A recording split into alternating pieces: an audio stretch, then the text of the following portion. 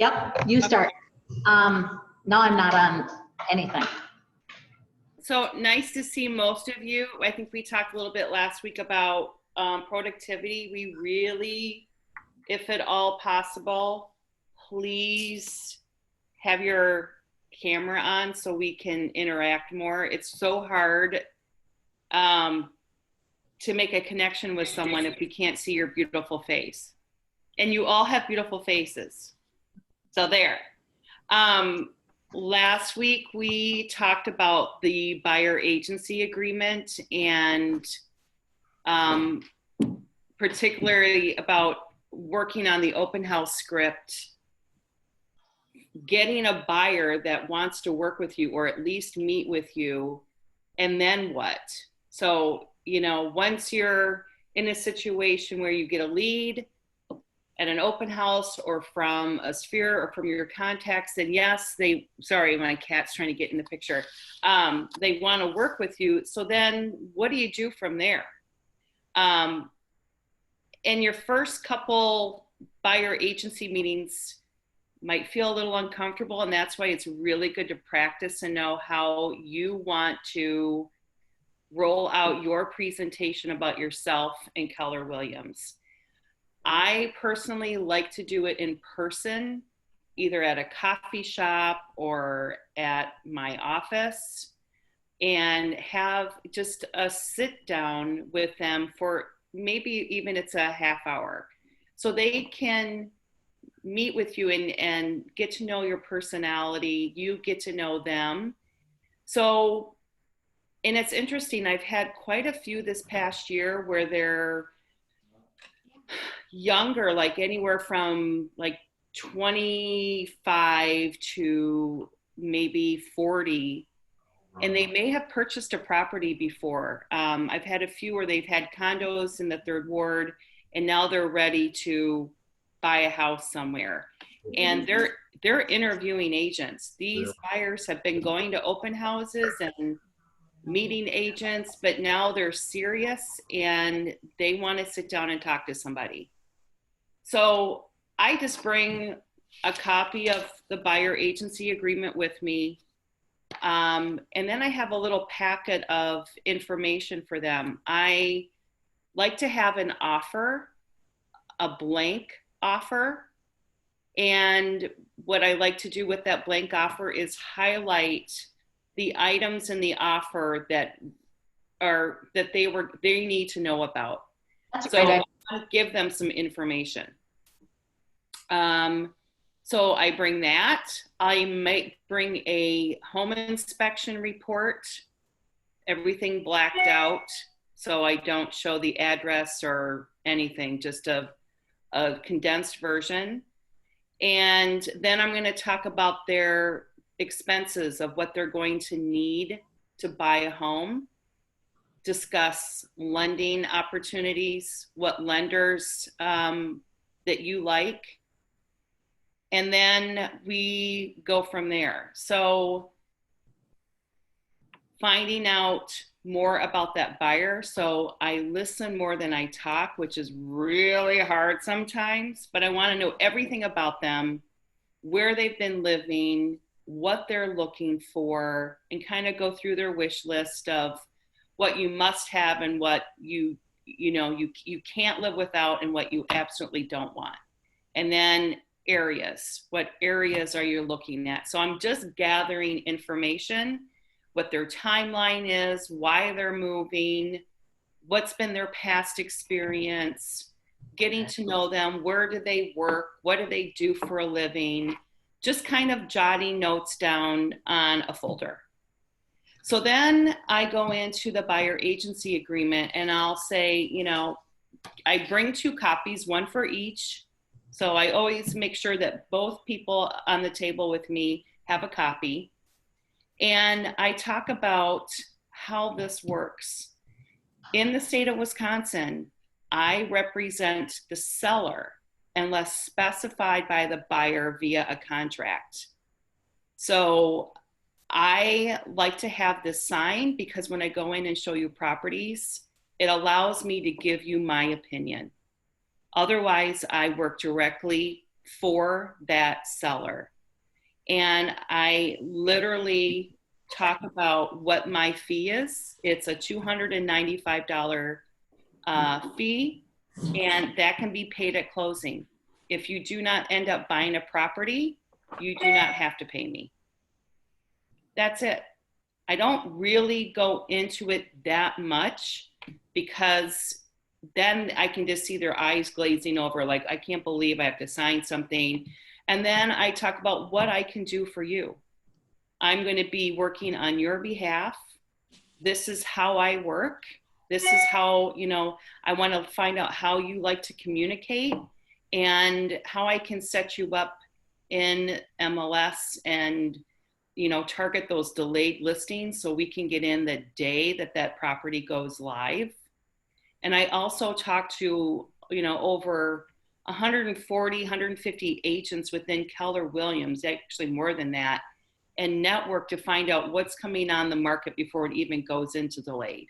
So I'm really going to be working for you. And it's not just with Keller Williams agents, it's going to be, all agents across the board. So I'm going to be networking for you. And that's about it. So, here is the agreement. And if you are comfortable, let's go ahead and sign this now. And then we can peruse through the MLS together. I bring my laptop, and let's kind of go through some homes that are currently on the market in your price range, and let me know how you feel about the properties that we're seeing online. Janine, do you find that when you sit down with a buyer consult, you find houses quicker? Yes, I typically say, if I'm hearing you right and going over your wants and needs, and I am showing you more than 10 homes, then I am not doing my job. So we should be able to find your home within, at the maximum 10 showings. So I'm already setting the tone, like, listen, we're not going to go and look at 100 houses. If I am hearing you correct, and I know, what your wants and needs are, we're going to be able to find that pretty quickly. So it eliminates, it already sets the tone of how you're going to start out with that buyer. And before I take them out on any property, I want to make sure that they're pre-approved. That's key. So they're going to be coming to you for information.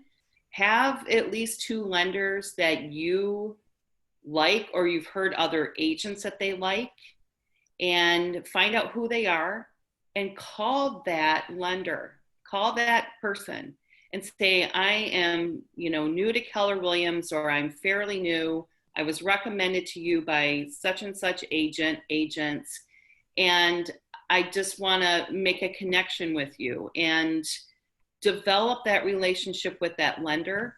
It's extremely important. They can save a deal for you. They can help you get that buyer and get them to sign buyer agency with you. They can be your partner. So also, if they feel as though if something happens on their side and they're not giving the information to that lender can kind of let you know, gosh, you know what? I haven't heard from John and Mary. I don't know what's going on. So it's just a really good relationship to start with. So I always give them 2 lenders and say, I think these, 2 companies are awesome. They're local lenders. They're going to get the deal done. Their appraisers are in-house. Their underwriting is local, so on and so forth. And I really trust them. And I highly suggest you, talk to, 1 or 2 lenders so you can compare. You want to be the source of information. And even if you're brand new, you can certainly be that source. You just have to talk to other agents and see who they use. I use Scott Halverson from A+ Mortgage, and I use Guidance Mortgage. I got to be honest, A+ has been a lot quicker to respond. A lot of these lenders are doing so many refis right now.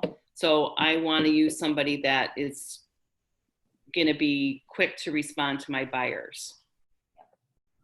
And that's it. I get all of their information, and with their permission, I set them up in MLS with delayed status, set them up in a portal, and they have to sign in to the portal in order to receive delayed listing information. It is not going to be coming to them automatically. They have to log in, or else they will not see that information. Janine, I have a question. Yeah. When I obviously coming in with a pre-approval is wonderful, but how do you ask them without, say like, I've had a couple of people say, well, like I'm looking for this month and this amount of, 250 or whatever, or 300. And, what if they're not qualified, or what if, I don't know, just like, or 350 or whatever it is. And, how do you get them to say like, well, maybe you should get pre-approved because you don't know what you can afford? I mean, I don't know. Obviously I won't say That's okay. Janine, I want to buy a house, and I think I can afford $400,000. So I have one that I really want to see tomorrow. Can we go out and can we look at it? You know what? I would love to show you that property, but I'm so excited. I am so excited too. And I want to set you up for 100% success. So let's do this first. Let's have you speak with the lender, Connie, so we know exactly what you're qualified for. I make so much money. I am so good for it. And I've made all my car payments on time, my brand new car. I've made all my payments on time. I'm good. I love it. I love it. I can't tell you how many people are actually qualified for more than what they think, or something might show up that they need to address. And I don't want to set you up for disappointment. So how I would like to work with you, Connie, is let's get that first check off the list, because it's super important when we go and look at a property that we know you're qualified for. Because Connie, if you fall in love with that property tomorrow and you want to write an offer, we have to have a pre-qualifying letter attached. That's really the first thing that agent's going to ask for. And if you love it, I want you to buy that house. I want you to have it.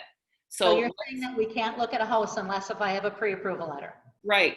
I would love for you to have that pre-approval letter in hand. So if we walk in that house tomorrow, we can sit down and write that offer tomorrow. So here's the information. He will answer his phone. If he doesn't right away, he will call you back within an hour. Well, how long does it take? Because I don't want to lose this house. No, I don't want you to either. So it'll probably take a good half hour of conversation with him. He'll do a quick review, and then he will send out a pre-approval letter. That's it? So I was told it takes at least a week. No. Oh, okay. No. So he'll just ask you some basic questions, run a credit report, all of that. He will get back to you, and then he will send us both a pre-approval letter. I want you to be 100% ready to go, and I want you to be empowered when we write that offer. Okay. Okay. Adriana, does that help?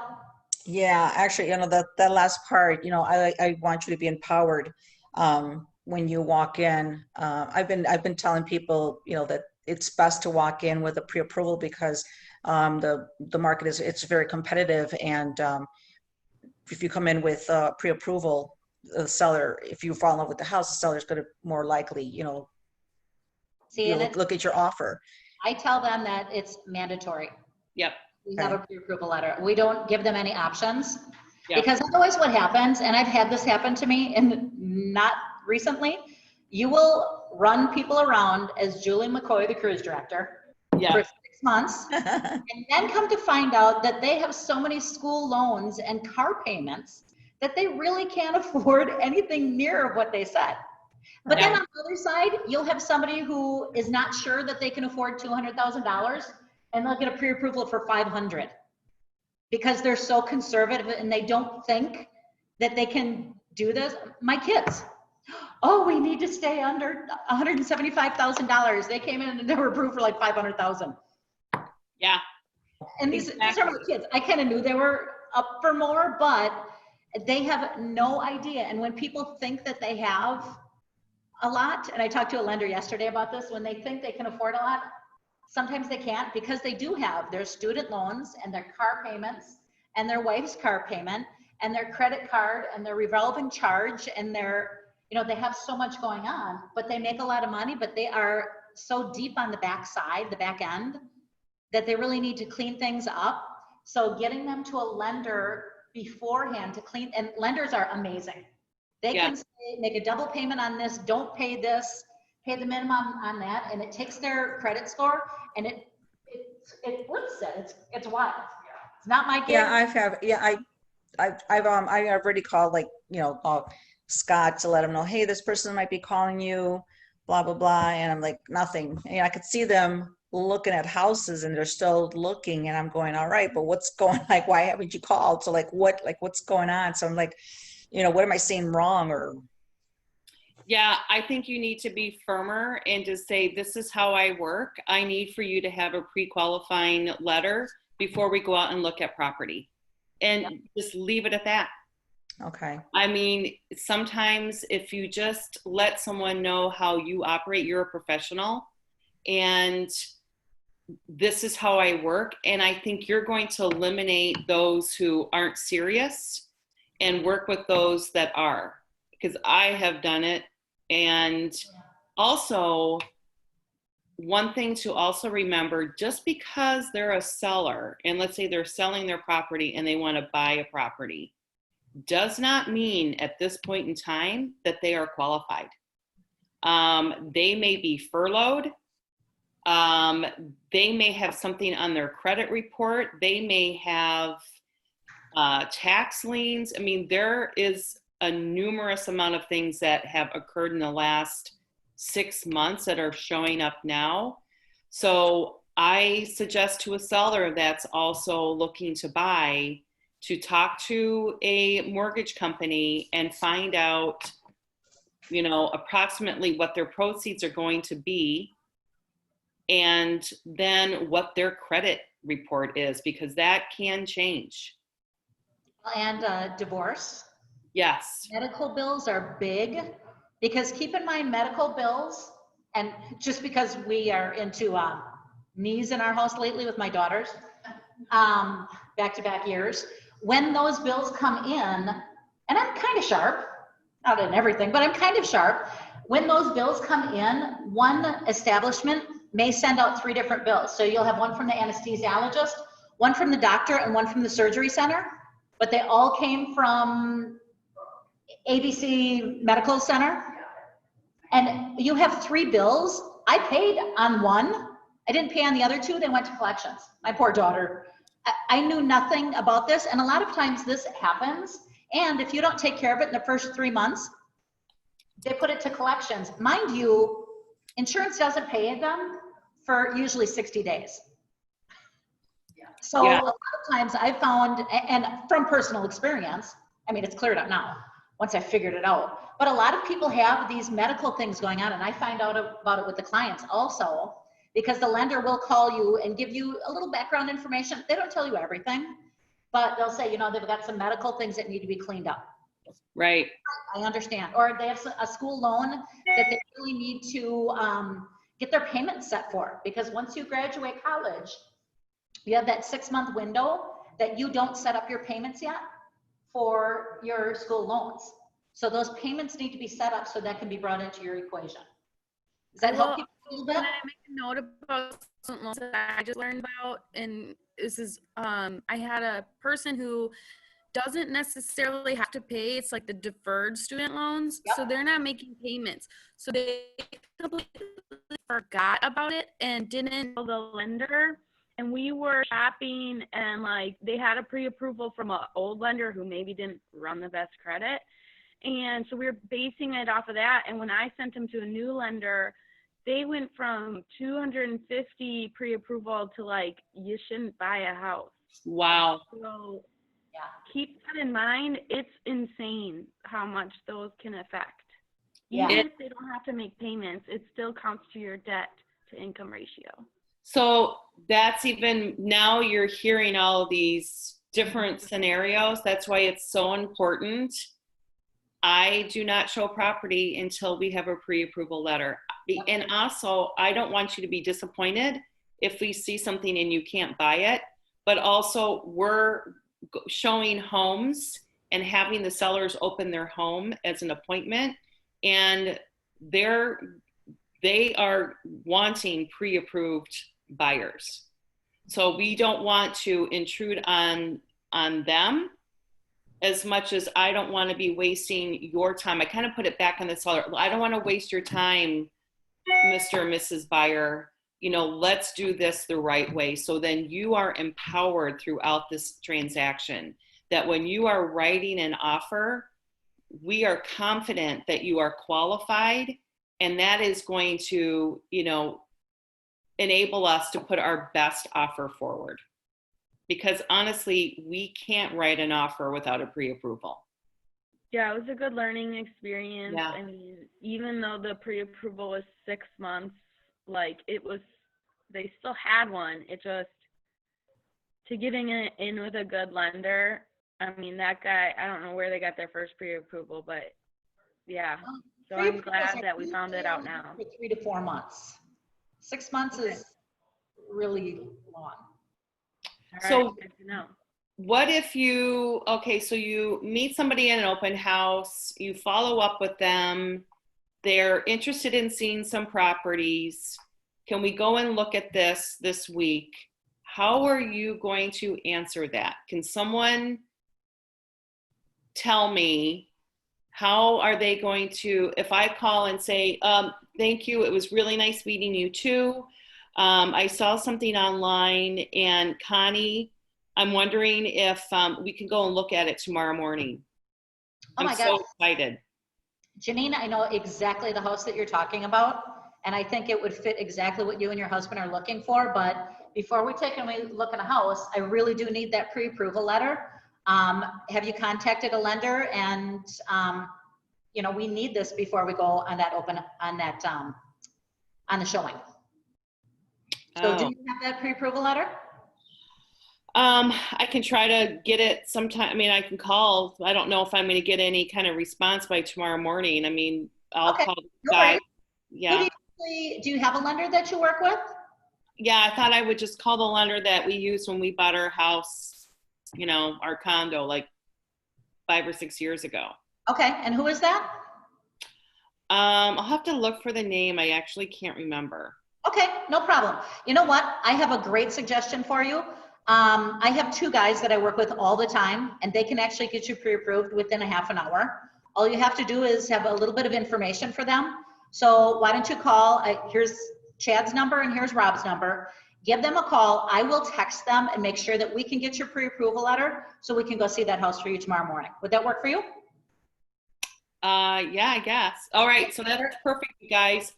There really wasn't any room for a no on my part. So if I wasn't ready and if I was just a looky-loo, then I know I'm not going to be working with Connie, because Connie is in business to sell houses. Yeah, and I will text them and make sure that they know you're calling. I work with them all the time. We have great transactions. They have great rates, and we close on time. We've closed on time 100% with these 2. Okay, so let's turn this around and say you're a brand new agent and you haven't closed diddly. And so how does that sound? What does that sound like when I'm talking to you? So Connie, you know, I don't have a lender. What do you suggest? I am going to send you over a couple of names. People in our office have great luck with these people. They close on time, and they can get you a pre-approval letter in a half an hour. Would that work for you? Sure. Perfect. Yep. People in my office, a lot of times, if they don't know you're new and you slide in that mentor thing, or then it can get a little bit of a red flag until you work with them a little bit. But you know, at our office, they do great work. Yep. So it's even more so for you guys to find 2 lenders that, you know, talk to other agents that then it's up to you to develop that relationship. So pick up the phone and call them and say, listen,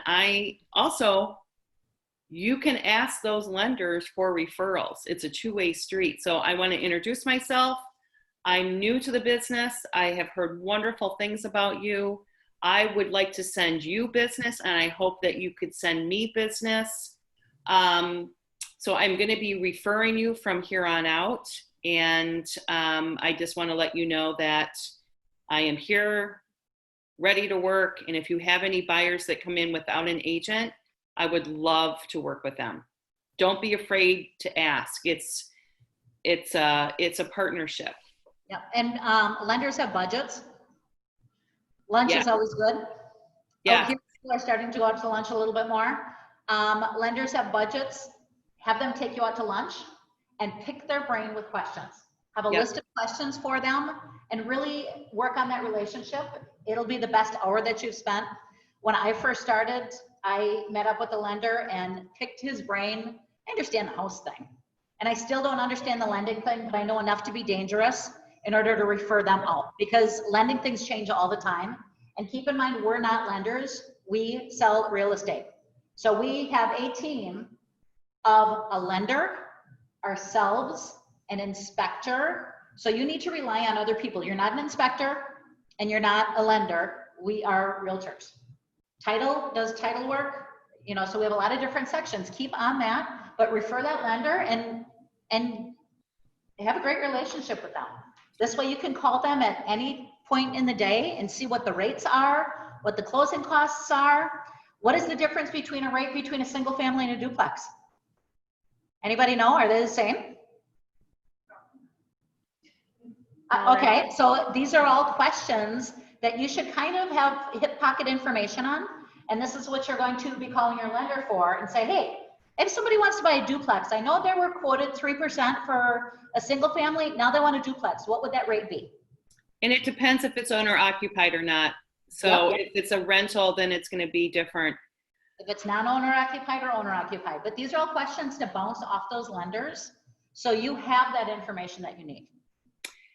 And you know what? I still get a lot of questions from buyers about, you know, how much should I put down and what, and I will immediately refer them to the lender. You know, hey, he has or she has the latest information and he is the expert in that field. I'm going to be the expert of putting the deal together for you. So give him a call and he will be able to answer your questions. And then it kind of sets the tone already. If you have lending questions, you're going to go here. If you have, you know, transaction questions and how to write, you know, how we can get the offer through, I'm the person. So everyone has their specialty. I kind of make sure that everyone stays in their lane because you don't want to give out misinformation. So I just say, let's call the expert. Let's call your lender and find out what that answer is. Because you may not know, or you may think you know, but what if it's incorrect? So when I'm sitting down with somebody and meeting with someone, the first thing I'm going to do is not whip out my buyer agency agreement. So let's go through that. We've introduced ourselves. I tell them a little bit about myself. And if you're new, I don't go into how long I've been selling properties, or I talk about, you know, I raised my family here, or I've lived in a condo for 5 or 6 years downtown, and I moved around a lot as an adult or kid, and that's why I got into real estate, and I am super focused, and I want to help you through this transaction, and find out more about them, and talk about their home search and their timeline. And then I bring up buyer agency. Now, what happens if, Connie, I'm sitting with someone and they say, Janine, this all sounds great. We're not ready to sign an agreement with anybody yet. I really appreciate this. Are we able to move forward and look at some properties if I don't sign this yet? Because honestly, I don't know you very well, and we're just kind of starting the process. Mm-hmm. I totally understand. And when a contract gets in front of you, it's kind of confusing sometimes and a little pressured. So what we can do is I can take you out and we can see a house, but keep in mind, I cannot tell you anything about the house unless if it's listed on the MLS. Because keep in mind, I would be working for the seller until we have that buyer agency signed. So I'll take them out the first time around, and as soon as they start asking questions, I can't answer that. Yep. I can't answer anything about the schools. I can't answer anything about the neighborhood. I can't answer anything about the crack in the drywall. I can't answer anything but what is on that MLS sheet. So when they ask, or like, oh, what about this, but if they haven't signed that buyer agency, what is your? So the question is, what is your response when they ask you about something when you're showing the house? So, you know, I know you're concerned with the crack in the drywall, but I can't, remember how we were talking about the buyer agency? I can't answer anything about this house because we don't have buyer agency. So, you know, I hate to be the high pressure person because I'm really not, but if we have buyer agency, I can answer all the questions to the best of my knowledge about this house. But at this point in time, I can't, I'm sorry. I do have one form if we want to move forward. And by law, I work for the seller. I have that relationship with the seller. So in order for me to even comment, you know, I brought this along. If you guys feel comfortable with it, we can go ahead and sign it. And I love to say I have a big mouth and I'm opinionated. So honestly, for me to work with you, I need to have this signed. Mm-hmm. And that's it. That's it. And when you're new and you don't have any experience and you're asking someone to sign a contract, what's the difference between a buyer signing a contract with you versus going on a listing appointment and they're signing a listing agreement, right? So your time is valuable. You have goals, and in order to achieve those goals, you need an agreement, plain and simple. This, you know, plain and simple. Okay, so let's say that they ask, Connie, we're going to go ahead and sign this agreement. However, I would like to put a short period on here of a month. So, you know, if something happens and we change our mind that, you know, we feel comfortable working with you for a month to get to know each other, that's what we're willing to do. Well, we can do a month, but keep in mind that contract, you know, the buyer agency has to be enforced during our whole buying process. So we may find a house within, gosh, I hope we find a house within a week or two, but we will not close for 30 to 45 days after that. So that does not cover the time span of our buyer agency. And I like to put a lot of effort into my buyers. So the standard is 6 months. If something happens and you don't like me or I don't like you, we can always cancel this.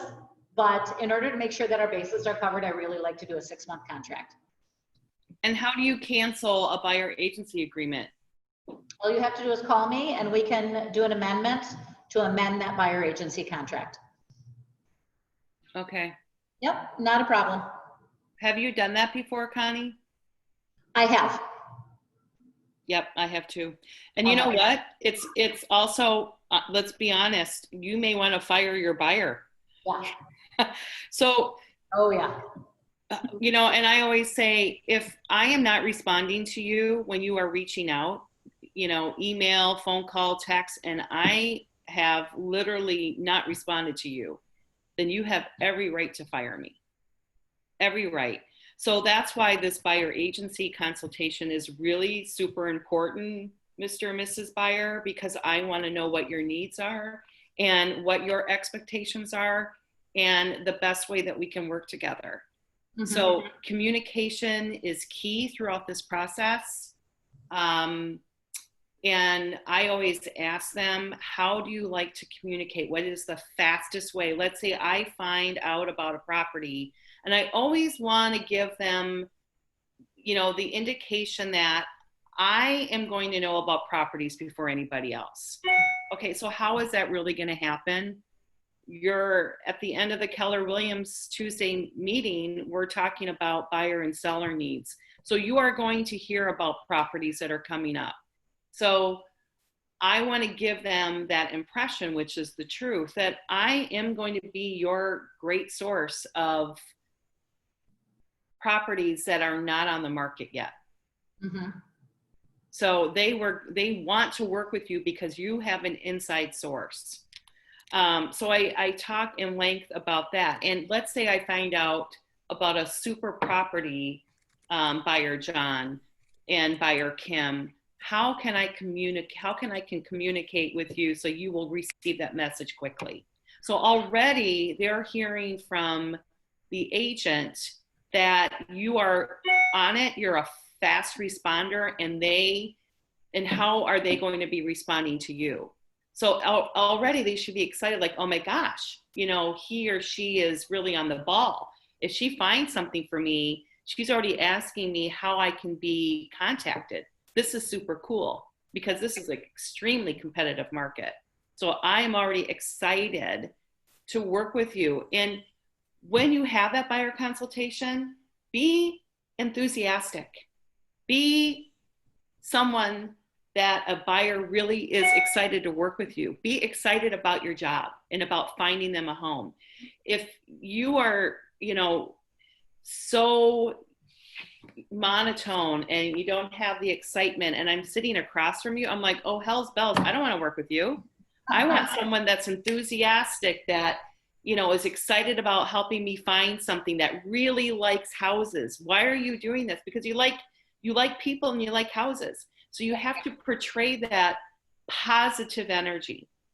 So it's always good. Like, I have a buyer consultation agenda and I hand one to them. I have one in front of me and I say, this is how I work. I'm so glad you guys are here. So excited to work with you. And let's go through today's 30-minute meeting and then we can proceed, because I'm just so excited to show you some houses.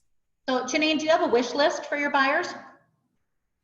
I do. I sit down and say, what exactly are you looking for? What is it that you have to have? What are some things that you're not interested in?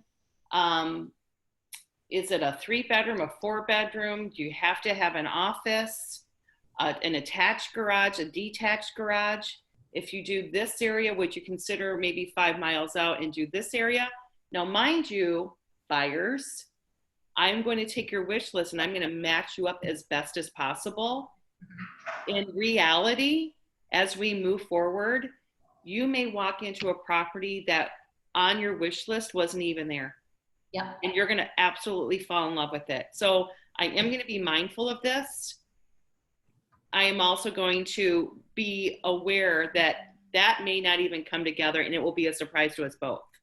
So last week, or next week, I close on a property. I was searching high and low to hell and back for a mid-century modern ranch. We talked about here, a mid-century modern ranch. Do you know what we ended up with? What? Cutest damn Cape Cod you've ever seen in your life. Pulled right off of the East Coast, dropped in Brookfield. Yeah. You guys. So she vacations every summer in the Cape. And her sister, who lives out east, sent her this house and said, you got to go see it. And of course, the buyer, she says, well, that's not a mid-century modern. I mean, I was looking for pink tile or blue tile. I couldn't find it. I just couldn't find it. I'm pulling my hair out, and I've known these people forever, so I had to find it. I had a backdoor deal that was going downhill fast. It didn't come through. We ended up putting an offer on the cutest darn Cape Cod that you've ever seen. It's blue and white. There's no pink tile. There's no teal tile. It's white woodwork. It's nothing like what they had on their first list. So yeah, exactly. Another thing that I have noticed too, sometimes you're going to show them that first house, like the first house you show them. And everything changes. They are going to walk in and go, I love it. But, you know, this is the first house you showed me. We need to keep looking. Stop. You know what? We got it right the first time. If this checks all your boxes and you really, really love it, that means that we are connecting and we have listened to one another. So let's really hone in on this property. Sometimes you know, that saying too good to be true doesn't necessarily mean that the first house you look at isn't the one. Because I've bought a lot of first homes that I've looked at. I can't sell a home. I always say that. I cannot sell you a home. It will sell it to you. And if you walk in and you get that feeling, And they don't want to leave. yep, you need to pay attention to that. And when you hear buyers talking amongst themselves about, gosh, you think when they start placing furniture, That's right. Yeah. notice our couch, you ding, ding, ding, ding, ding, they're buying that house. They see themselves in that house. They are ready. So kind of prod them along. Awesome. So, hey guys, this seems like this is a great fit. I highly suggest that we sit down and talk about an offer. What is your ideal closing date? You know, all of that stuff, because things are moving quickly and I want to make sure that we don't lose this house because we didn't move fast enough. So that's why that pre-approval letter is super, super important right off the bat. So Janine, let's back up a little bit. When we're going through your buyer's consultation, I actually have a written buyer's wish list that I follow because otherwise I forget things. Imagine Yeah. that. So with your buyer's wish list, I have it printed up and I use it for every buyer's consultation. And with COVID and everything going on, I have done buyer's consultations over the phone. It is what it is. Yes. But I still go through this all the time. Then I get all of my information because otherwise you're going to forget something. So of course, name, phone, email, address, kids. Ask them if they have kids and what their names are. A lot of people like their children. A lot of people don't. A lot of people like their children. If you bring the kids back into your conversation, you're going to pop right up on the ladder. Pets. Some people like their pets more than their kids. What kind of animals do you have? Do we need, and that'll bring you into, do we need an enclosed fence for your Great Dane? You know, there's a lot of things that will spark some interest and some information. New home area. How many bedrooms? How many bathrooms? A kitchen preference. Do you mind a galley kitchen or do you want to eat in kitchen? Do you have to have a big island? Do you want stools for a breakfast bar? A lot of these things are really, really important to buyers. Do you need a formal dining room? How about a laundry room? Has to be first floor. I don't mind it in the basement. A fireplace. Here's a big one right now. Do you need a designated office? Mm-hmm. Or could we move that extra bedroom into an office? Lot size. I need space / I hate to cut the grass. Garage. Do you need a garage? 1 car, 2 car, 3 car? I have lots of toys. It has to be a 4 car. Do you mind if it's attached or unattached? What style home?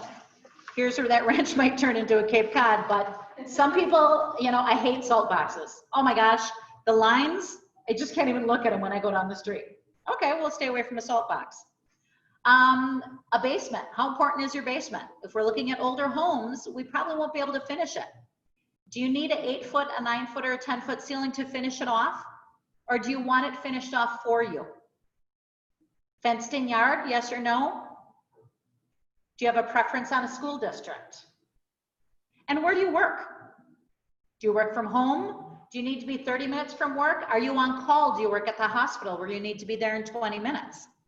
Because then what we could do, if you're working at Freighter, we could stay in Tosa, we could get out to West Dallas, we could even go on the east side of Brookfield versus, you know, different things. And then when we're all done talking, I say, okay, now here's the hard part. I need your top 5 in a house. Top 5. Yeah, if you're on the lake, you only get 3. Yeah. But top 5, because it takes all of this that they've been thinking about, and it brings it right down to, I have to have a big kitchen, we have to have a man cave, and a 3-car garage. So if we would, could your 2 kids share a bedroom? Yes, if we have a man cave. Okay, so it changes things around a little bit. Then on the very, very end, because we've already had these conversations and they're starting to trust me, then I ask price. What's your price range? Are you pre-approved and who is your lender? And then, am I gonna get a listing out of this? Do you have a home to sell? So that's what I go through all the time. And then you can make side notes and what have you, but this way, if you have it in front of you, then you have a standard on what you're starting with every single time. Because when you're doing it, you can go off the top of your head, and then you'll end up calling them later and go, hey, I forgot to ask you how many bathrooms you have to have. You've assumed 2, but maybe they want 2.5. They want that extra half bath for the guest. And if anything, it's a dialogue. It kind of binds you together in discussing their wants and needs. And you just never know. I had a couple that they had to have 4 bedrooms. They had to have 4 bedrooms. They had 2 kids. They get guests in town, family, whatever. They had to have a finished basement, all of, the criteria. And shockingly enough, they texted me and said, I know this is a 3-bedroom, but can we take a look at it? And sure, absolutely. We get in there, the house is absolutely gorgeous. I mean, we walked in and I could see stars coming from their face. We go upstairs, it's 3 bedrooms, but that 3rd bedroom was like a closet, really small. And I shush it. I don't talk about it. I let them process it. I keep my mouth shut during the showing. If you talk too much, they're going to get so irritated. They can see what you see, so you don't need to point out every little thing. Let them soak it in. So I kept my mouth shut, went through the house, and they said, this is perfect. I almost fell to the floor. And I said, I absolutely love this house, you guys. I got that feeling when I walked in the front door too. And they said, we can make, our youngest take that little bedroom. She's going to love it so much because of the fenced in yard and the 2 living areas. We're going to make this work. It's perfect for us. So I just kind of let them take the lead on that. But like Connie was saying, having that conversation of what they want is really just an open communication so you guys can bond with each other. They're wanting to know that the agent is listening to them, because right then and there, this is exactly what they have to have when they're telling Connie. That's what they think. Yeah. So, it's not in blood. They may very likely find something completely different. Janine, right? I would say, help me out on this one. I would say from your initial consultation, what percentage do you think hits everything on that wish list with all your buyers? 50%. Yeah. I would say 50% of the people change their mind on what they want, on what they absolutely have to have. Yep. 50%, it's tweaked a little bit. Yep. They could do without that. I have to have 2 full baths. If they find the great house that they love, that has the great yard in the area that they want, they can get by with a bath and a half. And then you find out that their brother's a plumber and he can put a bathroom in the basement. And they'll make adjustments for different things. Or what if it's something that is a little bit below their maximum price range and that kitchen needs some renovation? So I have that conversation. What if we find like the perfect location and everything, all the boxes are checked except for the kitchen, and it's below your price range? Would you consider doing a renovation? And you know what? Unless you ask, they may not even think about that. So what if, you don't need to have a formal dining room and the kitchen is, right up against the dining room, and we opened up that wall, and can you imagine this big open space? How does that look to you? And oh my gosh, I never thought about that. So yep. Last week we were at a house that we had to have a designated office. Absolutely had to. Well, off the kitchen was, okay, there was a full dining room, and off the kitchen was almost a den space, but it could have been a dining area. It was interesting. So as we were walking through, because I had buyer agency, I said, imagine this. We take this wall here and we put French doors. You have a designated office. And then we close this off to the kitchen. They're like, oh, that's amazing. Now all we're doing is closing off that one door and putting in French doors. Couple grand.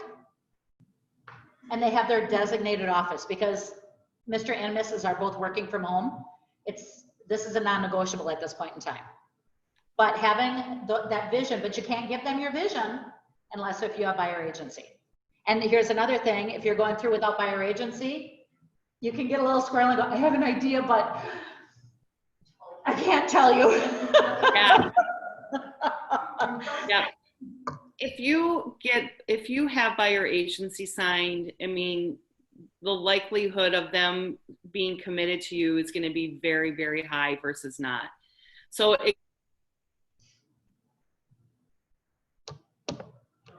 you know, I'm not good enough. I don't know enough. Therefore, I am not worthy to have someone sign an agreement with me. Get that out of your head right away. You are good enough. You are worthy. You're knowledgeable. And yeah. Sorry. No, sorry. It's your job. It's your job. It's your job. So again, when you have that conversation, and it may be on the phone, it may be at the open house that someone comes in and they're already engaging with you, then what I say is, hey guys, I just met somebody in an open house and I asked them, I did my open house script and they said, we have been working with an agent, but it was in the Brookfield area and this agent does not know the East Side. And quite frankly, we have decided that we want the East Side. And I said, did you sign buyer agency with this agent? And they said, no. They want to move forward with someone else. So I basically said, this is how I work. I work with buyers that have buyer agency with me because, you know, I am super busy, whether I am or not, they don't need to know. And I pour 100% into my clients. Because if I don't have buyer agency, you're actually a customer and I work with clients only. So if we can just have a, you know, half-hour consultation on the phone, I would love to work with you guys and I can kind of go through the process. Just saying that alone, they were impressed because their other agent that they were looking at homes with, and it wasn't a Keller Williams agent, they never had any guidelines or protocol. And buyers like to have some kind of structure. Like, this is how we're going to move forward. They want someone to tell them that. And if they're not willing to do it, then they are not your buyer. Then they are having that same conversation with every single agent in town and most likely will not be purchasing anytime soon. So you're going to get a lot of Zillow and Trulia buyers that are finding out about things that way, and they're not.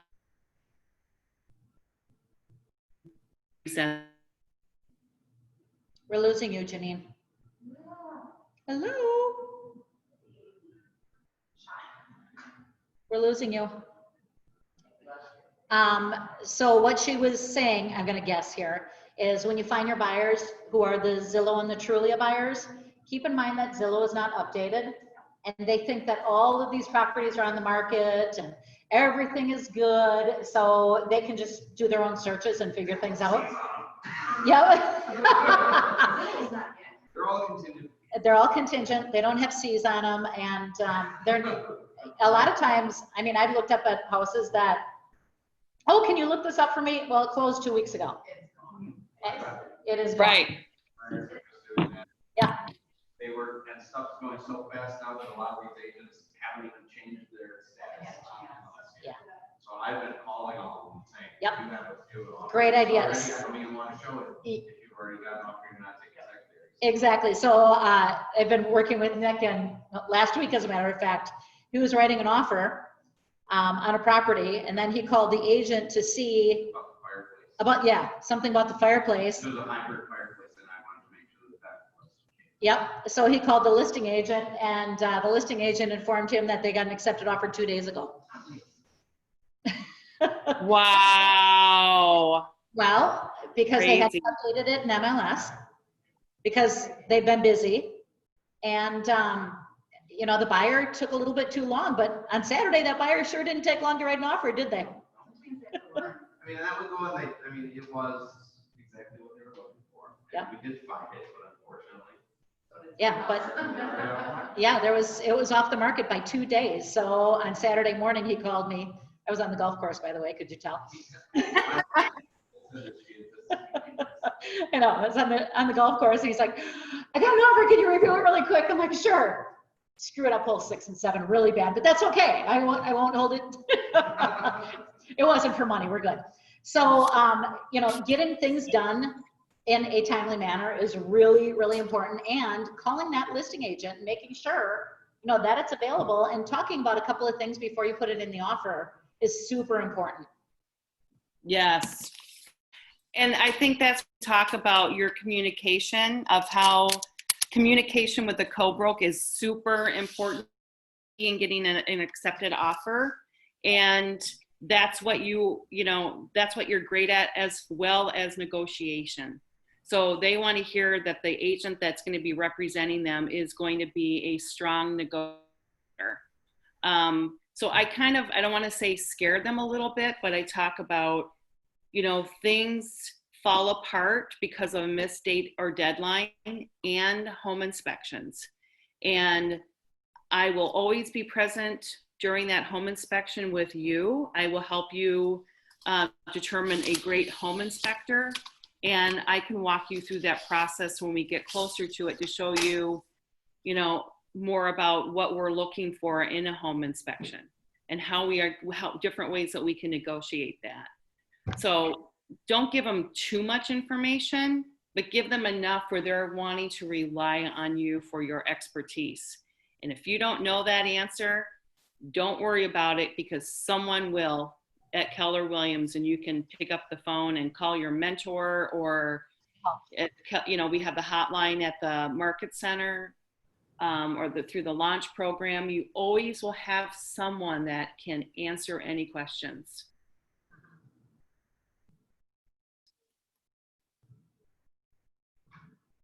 So who is ready to meet with the buyer and sit down with them today, if you met someone and have a consultation? Couple? I got a couple of head nods, but we're not sure. Okay. If you're not, because I think I told you guys 1,000 times, my first buyer that I literally house that they called me off a sign. I don't even know what sign. And that we walked in and they loved it. And it was a snowstorm. And they said, Janine, we want to buy this house. And I knew there was going to be competition. I had no clue of what I was doing, other than I had like a file expandable folder in the back of my car, because I really wasn't comfortable with my laptop. I mean, this is 7 years ago, you guys. So, and I literally took out the forms that I know I needed. And I said, I'll meet you at the coffee shop in like a half an hour, even though it was like 5 minutes away. And I literally went in my car and just like, I didn't know if I should cry or call 911. Honestly, I was just like dying. So I called, a teammate and helped me walk through what I needed to do. And if I pulled up that first offer, I'm sure it was a disaster. But it worked. They got the house. So I didn't let them know that this was my first offer that I've ever written. I was not going to do that. They thought, I knew what I was doing. And I did know what I was doing, because I just had many people at my fingertips that I could call. And I do not propose that you do that. I think if we aren't comfortable with this process, it's going to slow you down in getting into production, because things that we're not comfortable with are going to hold us back.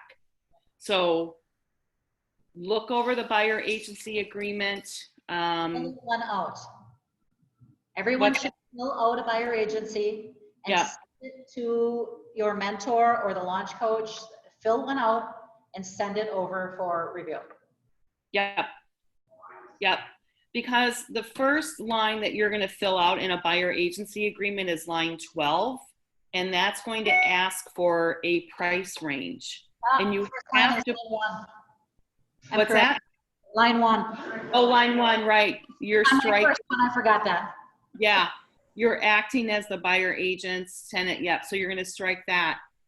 Line 12 is, you know, what price range are you looking in? So this is really a great exercise. You know, I put in their price range, but I want to go a little bit lower than what they've said, and I want to go higher than what they've said. I want it to be pretty wide, not too wide. So again, what if they purchase something that is below your provisions in line 12? Are they then in a contract with you? They are not. So I've seen a lot of these blank where they don't fill it in. Fill that in. And then compensation. I always say the seller pays my commission. I have a $295 fee that I charge. And I never get pushback on that. You don't pay me up front. It comes out of closing. So Jim, I have a question. So we have buyers who wanted to stay under 400,000 and they found the house they love, love, love at 420. What do we have to do to this in order to make it legal? Amend it. So in your zip forms, there's an amendment. And so you will amend the WB 44. You are amending your buyer agency. And it will read line 12 on WB 36 buyer agency shall read purchase price range $350,000 to $450,000. Yep. I always do a range. The question was, can you do up to a price? What do you do, Janine? I do a range. So if I have a $500,000 buyer, I'll do 4 to 7. I mean, I CYA, I cover it. You just never know. What if they find something for 400 that they're going to rehab to make it a 700? We don't know. We don't know. And especially if they don't have a pre-approval letter, we're really kind of like, what are we? Yep. There's also another important on page 3 of the buyer agency. It's check representation. So we have line 117, 119, and 122. You want to have them check line 117. The same firm may represent and the other party as long as the same agent is not representing us both. That's what we do on our team. So if I am showing a buyer my listing, this is saying that I can still show them that property, but I am not going to be representing both parties. I am going to designate an agent that will be representing my buyer or seller. And we will determine that before we write that offer. Connie, what do you do? For your first 5 transactions, we do not want you to do both sides because it's hard enough to keep one side straight. Right. I have called other agents depending on what is going on. If I have the listing and I know it's not going to be a smooth deal or something will be contradictory with it, I'll call another agent, have them write it, and then I get a referral fee back. I've done that a couple of times, and the same with you guys. If you find a buyer for your listing, please call, your mentor, one of us, and we will give you a referral fee back. But this way we can keep keep that fine line or a strong line, let's say, between your buyer and your seller, because when it comes to negotiating, it can get tricky. It can get funny.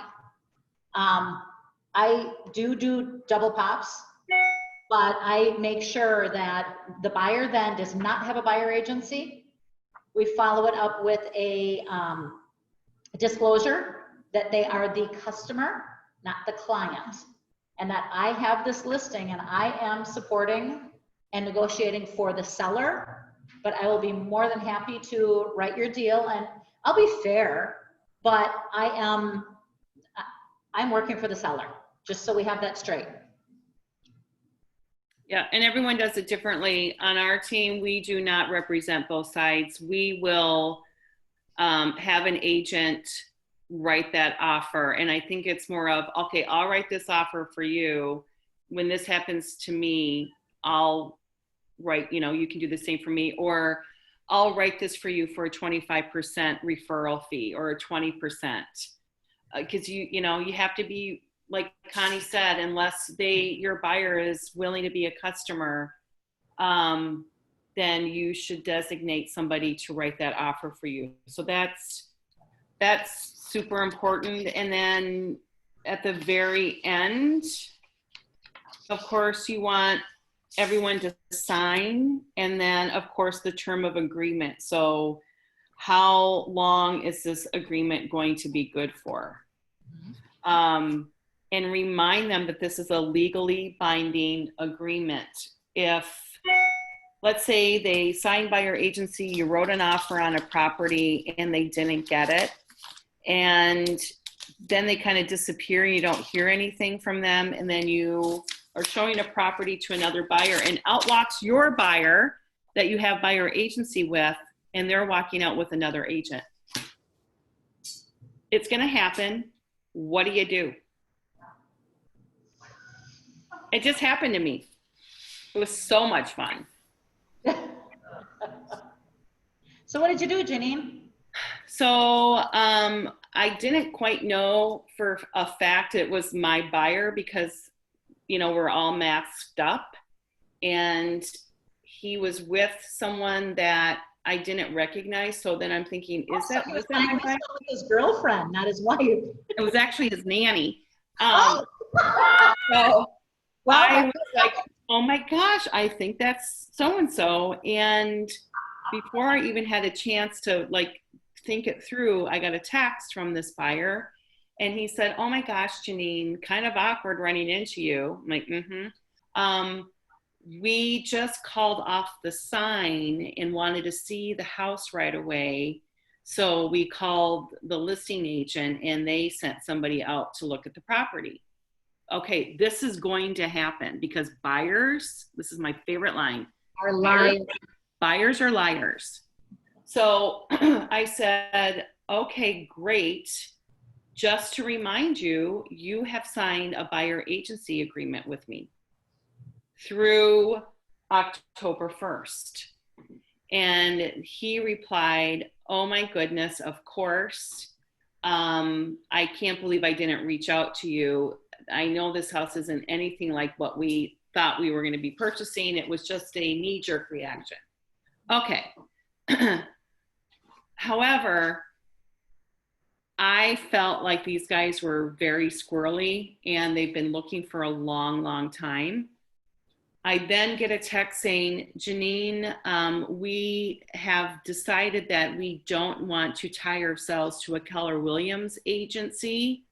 We've been working with Shore West, First Weber, Redfin, and we aren't going to align ourselves with anyone in particular. So we would like to be released from our buyer agency agreement. Okay. I said, but we still want to look at properties with you. And I said, I wish you the best. I will release you from your buyer agency agreement. Unfortunately, that's not how I work. I only work with buyers who have buyer agency. And that was that. Mm-hmm. And it stung. You're going to get stung, but I'd rather know up front that they're dating a ton of different agents and they're not going to be in a committed relationship. Fine. Do you know if did they go ahead and buy that house that you saw No, them? they Okay. didn't. Okay, just Good curious. question. Yeah. Yeah, no, they didn't. Not at all. So I don't even know if they're still out there, and I wish them nothing but the best. But I think that's just kind of how they operate. But I certainly didn't want to be wasting, this knee-jerk reaction. I have to see a house right now, and I drop everything that I'm doing, and they're not committed to me. Right, and then tomorrow they find another one and they go to someone else. Yeah, you did the right. That's Yeah. the thing. Right? And I try to explain to them is, you don't necessarily want to be calling the listing agent directly to go and look at a property, because who does the listing agent represent? They represent the seller. So you should be working with a buyer's agent who is working for you and not the seller. Period. The end. So good luck when, they think they might be getting an in by calling the listing agent. Not necessarily. Not if they're ethical. I would love, I double pop properties, but I designate that buyer to somebody on my team and say, listen, guys, remember when we talked about if this were my listing? I already had that agreement with that seller. So I'm going to designate, John on our team to write that offer for you, so all is fair. And sometimes Janine? that happens, yeah. Say, for example, you can't make it to, they want to look at this house and they want to see it now, and you can't make it, you're in a meeting, and they call the listing agent, they go see it. I mean, the listing agent will give them some information. And that has happened because that listing agent could say, I showed them the property. If they don't mention that they have an agreement with me, that listing agent can say, I procured these buyers. They called my listing and I'm going to be working with them. Even though you have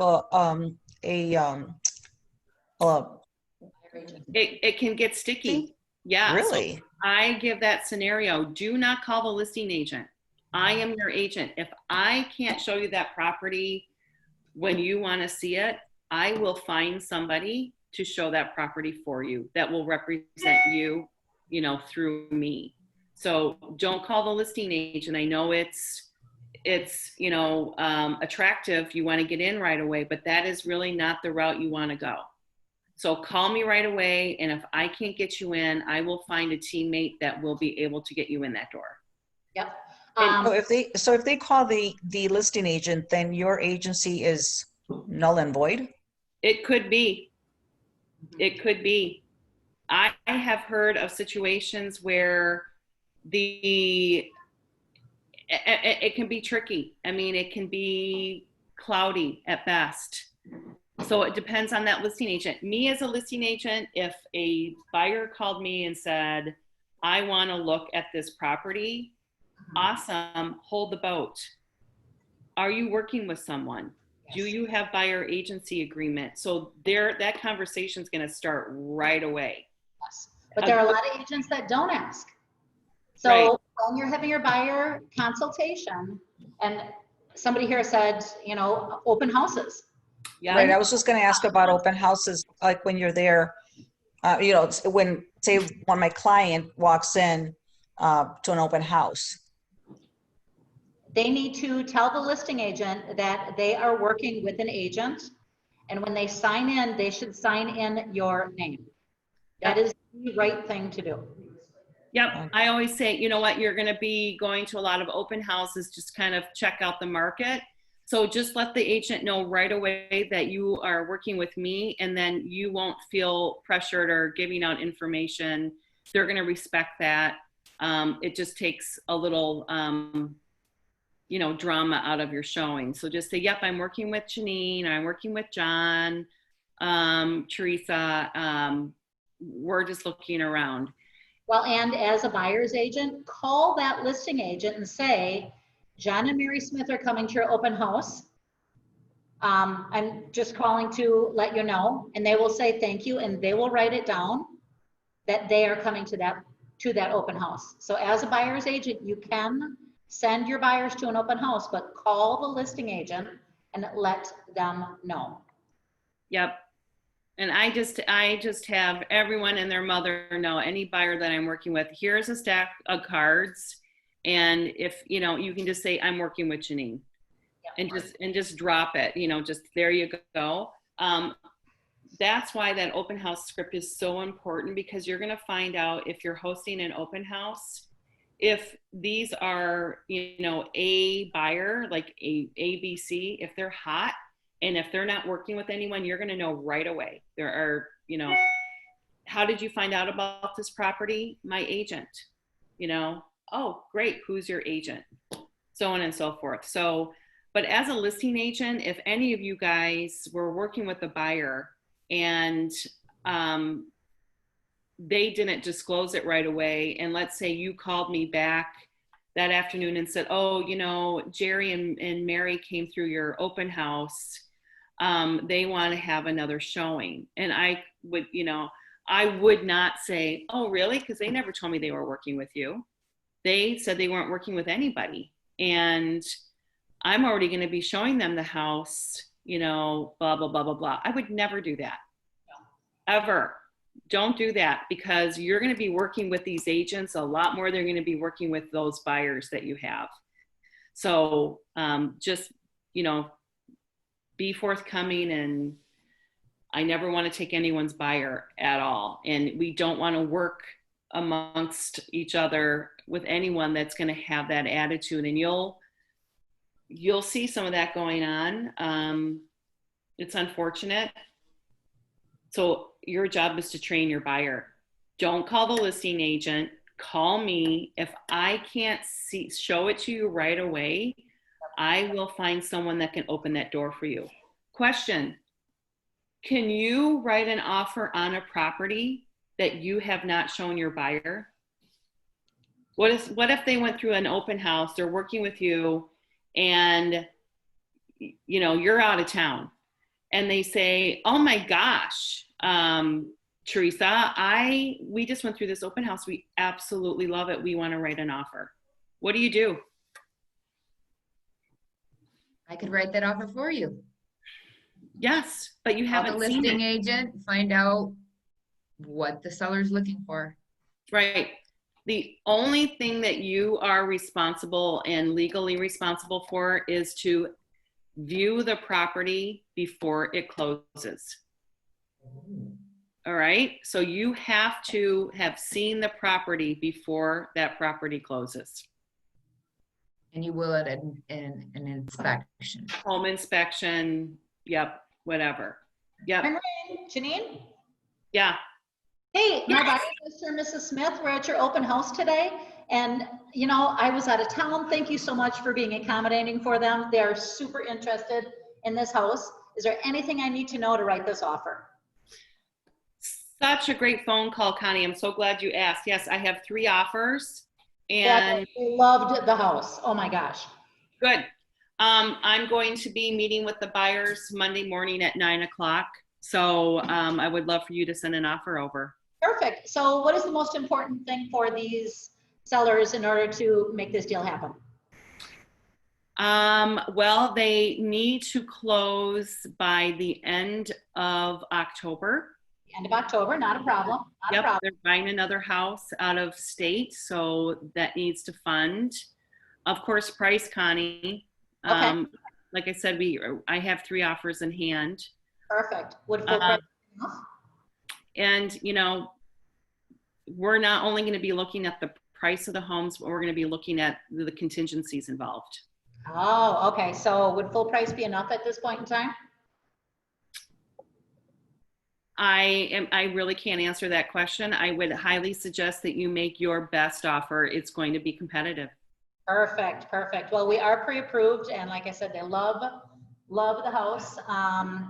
Anything else you can tell me about the sellers? You know, that's about it. Do they want to take that swing set? I know it wasn't included. Would that be a deal breaker? No, it wouldn't be a deal breaker. Perfect. Wonderful. I will, is it okay if I text you when I send that offer over? Yeah, please That would do. be perfect. And then confirmation would be great. So absolutely, always call that co-broke. And let's say that swing set's included and it is just god awful, it's falling apart, and your buyers don't want it, and you know it's going to be competitive. Are you going to exclude that swing set, Connie? You know what, Mr. and Mrs. Buyer, we're up against 3 other offers. Do you have a Sawzall? I mean, do you want to lose the house because of the bad swing set in the back? Because that, I hate to be, I mean, it's one of those things, but this may be a deal breaker. I know it sounds really silly, but stranger things have happened. Yep. There is a lender, A+ Mortgage, that we use, and I think he's been on our productivity classes before.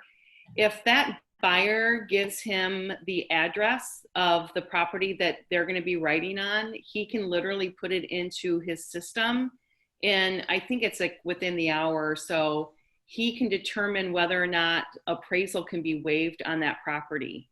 So that's super important, meaning they have already determined by the data that they have that the underwriting department will not be needing to do an appraisal. So that might give you guys a leg up when writing an offer, that it's finance, it's, you know, you have a finance contingency, but there's not an appraisal contingency. So, and you have to, you know, have the price so that you're going to be writing that offer. So that is also like a good leg up on maybe getting that offer through. And that's something that you can talk about at your buyer agency meeting, that you have a lender that might be able to help you compete with some other competitive offers moving forward. Everything helps. But what if they want an appraisal? Then you'll put an appraisal contingency in there. Yep. But you know what this is saying is we're putting it into our system and it will appraise for its value at this price. The buyer can say, that's great, but we still want an appraisal. Then, you know, put in the appraisal contingency to protect them. Okay. And what if so before you put in the offer, then you call the lender to see? I have the buyers call the lender. Okay, right. I'm sorry. Yep. That's right. I'm sorry. Yeah. No, that's good, because I know that would be a natural thing to do, but have your buyers call that lender. And then I always say to the lender, can you respond to that request via email? So then you have it as well. So then when you're writing that offer and you're waiving that appraisal, you have backup email from that lender. Okay. It's never happened that, you know, they said they're waiving an appraisal and then they get to it and they don't. So that's why I always like to have something in writing, like, yeah, here it is. This is what he said. Just again, to cover yourself a little bit on that. Okay. Thank you. You are welcome. Mm-hmm. Any questions? How much do you hassle someone that hasn't been buying, like, you gave them all the financing information and all, and you took them out to look at a house, and then it's like crickets? So the question is, how much do you hassle somebody in order to get a pre-qual letter? Again, I don't work with anyone that doesn't have it. So I'm going to give you 2 names. Houses until you have a pre-qual letter.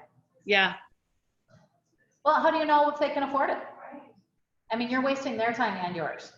So you, in this market, you have to put, you know, you have to submit a pre-qual letter with your offer to purchase in this market. So if you don't have it, unless if you're going out to lunch, why are we going to see houses? So another way to put that is, you guys, Mr. and Mrs. Buyer, if your home is on the market, do you want people to come through that are not qualified to purchase your home? No, you don't. So we need, as you know, as we're a team working together, we need to, move forward with a pre-approval letter so that we go into these homes, we already have that done. Sellers don't, especially during COVID, they want to be assured that the buyers that are coming in, it may not be their style, but they could afford it. Yes. And it's really helpful sometimes to have, a backup of, because of the pandemic right now, sellers are very picky about who comes to their home. So we'll need a pre-approval letter, period, the end. It takes 30 minutes. If they're unwilling to have a conversation with a lender about what they can afford, Then they can't afford it. Right, then you shouldn't be spending hours working with someone that can't give that 30 minutes to someone. Do you like ask your buyers like Yes. So the question is, do you ask your buyers to send that pre-approval letter to you? Yes. Yep. And a lot of times they will automatically, and you can say when you tell the lender to send me a copy as well as you when you have it. Yeah. Yep, put it right in their file and then you have it. And you can that's what you would submit. Yes. It'd be like a fresh. It has to be they're good for 3 to 4 months. Is it 3 or 4? I've had lenders say both, Janine. I think it depends on the lender and the terms of that interest rate. So 3 to 4 months. Yeah. And if they're a good lender, they're going to be following up with someone that hasn't purchased and say, hey, what's going on? Where are you guys at? And then if they say, this is a good one. Oh, we were pre-approved already. We have a pre-approval through Quicken Loans. Okay, somebody on our team just went through hell and back with a buyer with Quicken Loans. So do not work with Quicken Loans. If I put an offer in with a Quicken Loan pre-approval, you probably aren't going to get the house. I'm going to be really honest with you. We're competing with buyers who are using local established lenders. So let's do yourself a favor right now and get you pre-approved by a local lender. How does that sound to you? Because I know if you find something, you're going to want to jump on it right away, right? Yes. Okay, great. And Wells Fargo, because they're such big banks, they usually cannot close for 45 days. So I had one that wanted to close in 30 days. It was actually 29 days. And I knew that Chase was not going to be able to do this. I actually talked to the lender that morning. A, he never got me the pre-approval letter. B, he never emailed me any information whatsoever. And I told him we were looking at a house that we were probably going to write on this afternoon. So by the time we went to that house, I called the lender that I used and I said, and I told the buyers, I said, I talked to your lender this morning. He has not gotten back to me. In order to submit this offer, we have got to have a pre-approval letter. Do you mind switching? Really? We might lose the house because of this? Yeah, you might. So he got with my guy in 30 minutes. I had a pre-approval letter and we're going with a different lender. 5 days later, Mr. Chase called me and said, hey, you left me a message? I said, yep, you lost out. He said, what? But I talked to you. I said, you did talk to me. And you said you were going to send the pre-approval letter. You said you were going to send me your cell number because obviously nobody answers anything at the office at this point in time. I said, I had to have a pre-approval letter last week, Friday. It's now Wednesday. Yep. He wasn't happy with me. And then he called the buyers and got a little snippy with it. Well, Mrs. is a little on the sass side. She told him to pound sand. You know, she said, you didn't get back. We love this house. We have to have it. And you didn't follow through. I said, and if you didn't follow through for 5 days, we have a 29-day closing. This is not going to happen. Right.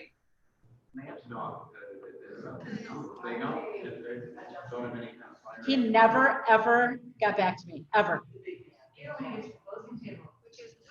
So, Connie.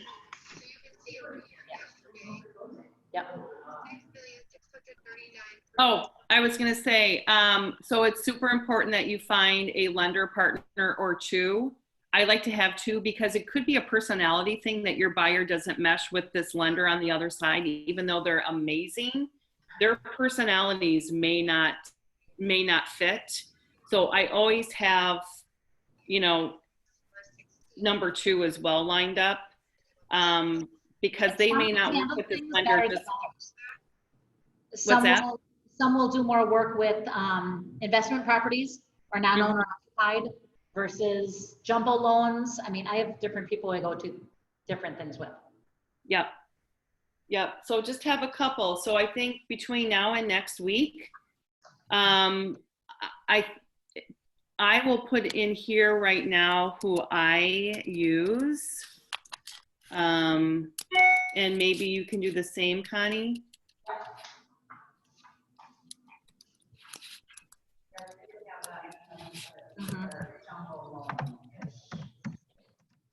Connie, I have a quick question about lenders.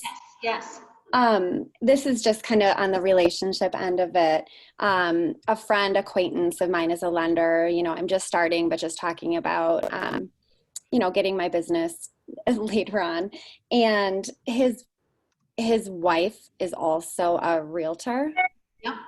So how do you guys work out, you know, just what's the give take there? There's that little, you know, referrals. They're going to go to his wife. Yep. Yeah. So is that something that you guys would you guys go down that avenue, or just here and there, or, you know, is that something that would deter you from using them more just because you're not sure what you can, and not selfishly, but just, you know, the give back? Yeah. I would probably continue to use that lender if the service was unbelievable. And I would actually talk about, hey, I know your wife's an agent, but I'm going to be referring you business, and I expect the same back. And Okay. Does that work for you? Or do you have a problem with that? I mean, I always find honesty is the best policy. Be completely upfront with it. You know, I intend on referring you a lot of business, and I know that you know, your wife is in the business, but I also in return expect referrals from you. Is that going to work for you? Okay. Yeah, that's great. And I've also heard things that, you know, kind of splitting like Zillow fees, or, you know, just working out different avenues with each other. I don't know if you've ever done that. Yeah, I mean, our lenders, before the COVID thing, when we would have buyer agency seminars, or we needed something sponsored, like a client event, we would always reach out to our lenders to help financially chip in for that. Absolutely. Awesome. So we have a question here. How does the seller know that the buyer used Quicken when they get the offer? You actually send over their pre-approval letter with your offer to purchase. And it tells on there who the lender is. Yep. And when I see Quicken, I put it at the bottom of the pile. Well, if I see Quicken and I am a listing agent, I will call that agent. Call the agent first, yes. I need a different lender. I will not be working with Quicken Loans. So if you can get these guys pre-approved with someone else and over to me, that's going to be to your benefit.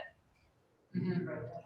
So if somebody like off the, you know, calls you on the phone and says, I'm calling about ABC house, the first thing you would say is, have you been approved? I mean, because I've done it both ways, where I've gone and shown a house and asked them about the whole pre-approval letter, and they're like, oh, well, I've referred to to this local bank, and also, oh, they won't even give me a credit card. I'm like, oh my God, what are we doing here?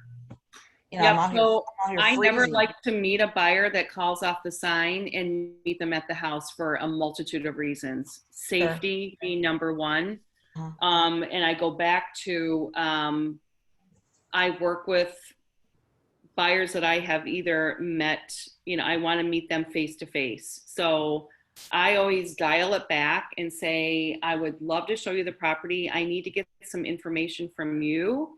And when is a good time that we can meet prior to looking at this house today?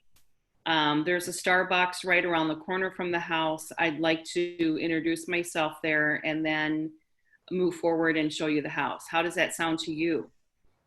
Well, no, I just want to see the house. I'm just interested in looking at the house. Awesome. And I would love to show you the house, but I do require a face-to-face meeting or a FaceTime meeting prior to going to show you the house. I just need to get some more information from you. That's it. Yeah. I am not going to drop what I'm doing and run and show them a property because they've called my number. I'm going to qualify them first. And I didn't at first, and I wasted a lot of time because they're looking for agents that's exactly that, as a door opener. And you're not a door opener. You're a professional. Scary experience too, and you just don't want to be there. You want to meet these people in a public place before you're in a private house. It's dangerous. It's dangerous. Yep. Because all homes are vacant, right? I mean, even if it's not occupied, it's still vacant when you show them that property. There is no one there. Yeah. Why would you put yourself in that position to meet someone that you don't even know who that is and meet them at a vacant property? Mm-hmm. No. Perfect. I got to fly. I do too. All right. We will see you next week. Actually, I believe we will not be meeting because it's mega camp. Yeah. And so we will not be having productivity on the 17th of September. So we'll see you on the 24th. Sounds good. Have a All good right. week. See ya. Bye. Bye. Bye.